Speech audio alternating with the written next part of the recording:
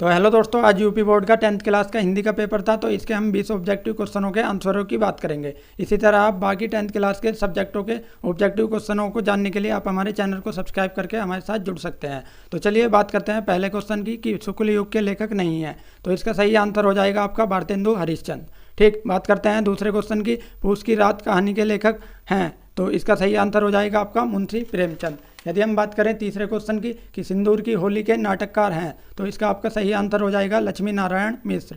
ठीक, यदि हम बात करें फोर्थ क्वेश्चन की, रूस में 25 मास यात्रा व्रत के लेखक हैं, तो इसका आपका सही आंसर हो जाएगा राहुल सांकृत्यायन।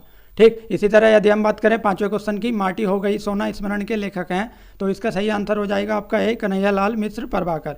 ठीक, यदि हम बात करें सिक्स क्वेश्चन की, रीतिकाल को अलंकृत काल किस विद्वान ने कहा था, तो इस सही आंसर हो जाएगा इसका आपका मिश्र बंधुओं ने। ठीक, यदि हम बात करें सातवें क्वेश्चन की, निम्नलिखित में से कौन सी कृति रीतिकालीन कवि देव की नहीं है, तो इसका आपका सही आंसर हो जाएगा कवि प्रिय। बाकी सभी कृतियाँ जो हैं वे कवि देव की हैं। ठीक, इसके यदि हम बात करें आठवें क्वेश्चन की, भारतेंदु युग की विशेषता नहीं है, तो इसका आपका ऑप्शन आंसर हो जाएगा डी, काव्य भाषा के रूप में खड़ी बोली का प्रयोग, क्योंकि काव्य भाषा के रूप में ब्रज भाषा का प्रयोग किया गया था, तो इसका डी नहीं है।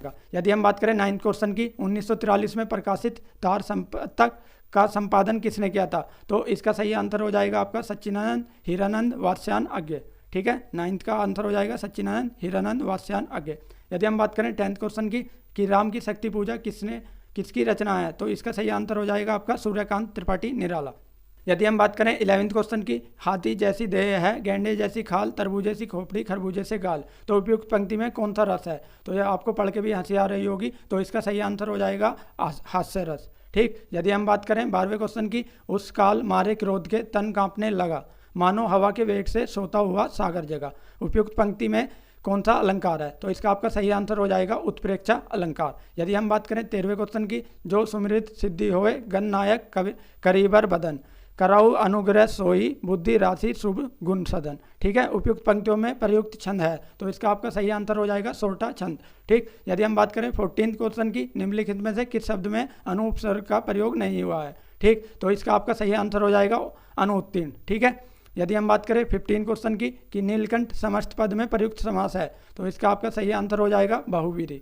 ठीक, यदि हम बात करें 16 क्वेश्चन की, बादल का पर्यायवाची शब्द नहीं है, ठीक, तो इसका सही आंसर हो जाएगा आपका जलज। जलज कमल का पर्यायवाची होता है, ना कि बादल का। यदि हम बात करें 17वें क्वेश्चन की, युष्मत सर्वनाम शब्द का तृतीय एक वचन रूप है, तो इसका आपका सही आंसर हो जाएगा तुय, अधतः व ये तुय। ठीक है, यदि हम बात करें 18 क्वेश्चन की, आंधी आई और हम भागने लगे, रचना के आधार पर इस वाक्य का प्रकार, तो इसका सही आंसर हो जाएगा मिश्र वाक्य। ठीक, यदि हम बात करें 19 या 19 क्वेश्चन की, तो महात्मा बुद्ध ने विश्व को शांति का संदेश दिया, इसमें वाच्य बताना है कौन सा है, तो इसका आपका सही आंसर हो जाएगा कृतवाच्य।